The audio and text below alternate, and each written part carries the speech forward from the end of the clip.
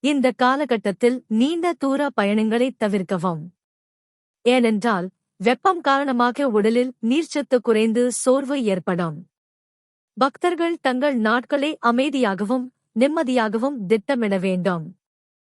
சாஸ்திரங்களின்படி இந்த வெப்பமான காலத்தில் முடி வெட்டுதல், காது குத்துதல், கிரகப்பிரவேசம் செய்தல், பூமி பூஜை செய்தல் அல்லது கிணறு தோண்டுதல் போன்றவற்றை தவிர்க்க வேண்டும்.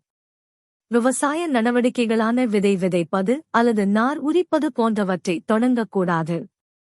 செடிகளை வெட்டவோ குளம் கட்டவோ அல்லது வீட்டை புதுப்பிக்கவோ கூடாது.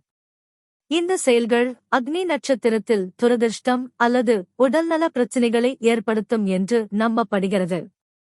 திருமணம், நிச்சயதார்த்தம், வளைகாப்பு, மாப்பிள்ளை பார்க்கும் நிகழ்ச்சி மற்றும் பூணூல் போன்ற சுப காரியங்களையும் தவிர்க்க வேண்டும். நன்றி, வணக்கம்.